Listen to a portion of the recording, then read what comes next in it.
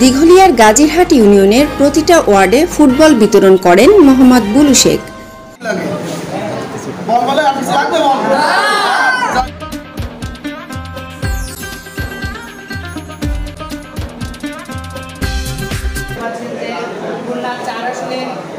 সংসদ সদস্য আব্দুল সালাম মুর্শিদের নেতৃত্বে বল বিতরণের আয়োজন করেছেন।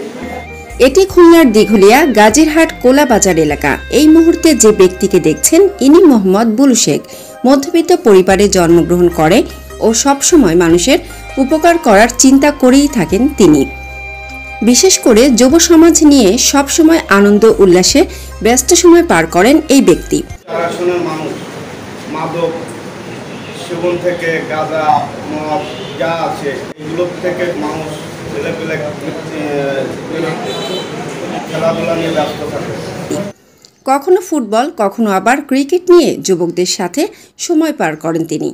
খুলনা ৪ আসনের মাননীয় সংসদ সদস্য আব্দুল সালাম মুর্শিদি এর নির্দেশনায় গাজীরহাট ইউনিয়নের প্রতিটি ওয়ার্ড, গ্রাম, পাড়ায়, মহল্লায় ফুটবল বিতরণ করছেন বুলু শেখ।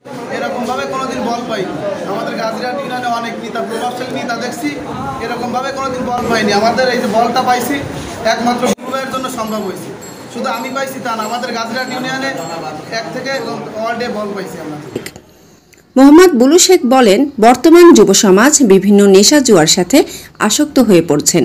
তাদের ওই পথ থেকে ফিরিয়ে আনার জন্য আমার এই আয়োজন। জননেতা জনাব আব্দুল সালাম মুর্শিদি ভাইজান, উনি এই খেলাধুলার একজন মানুষ।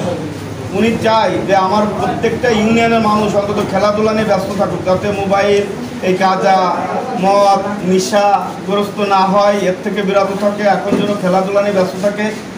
আমি তোমাদেরকে বলি, মাঠে যাও, খেলাধুলার সাথে সম্পৃক্ত থাকো, এতে দেহ ও মন ভালো থাকবে।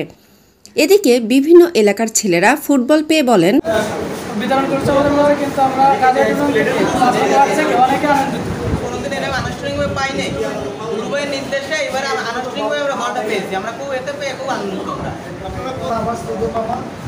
গাজীরহাট ইউনিয়ন যুবলীগের প্রভাবশালী সদস্য বুলু শেখ, তার নেতৃত্বে বর্তমান গাজীরহাট ইউনিয়ন আওয়ামী লীগ অনেকটাই সুগঠিত এবং আওয়ামী লীগ না, আওয়ামী লীগ, যুবলীগ, ছাত্রলীগ, কৃষক লীগ খুবই সুগঠিত এবং সে যদি এইভাবে নেতৃত্ব দেয়, আশা করি গাজীরহাট ইউনিয়ন যে আওয়ামী লীগের অঙ্গ সহযোগী সংগঠনগুলো আছে তারা হয়তো ভালো কিছু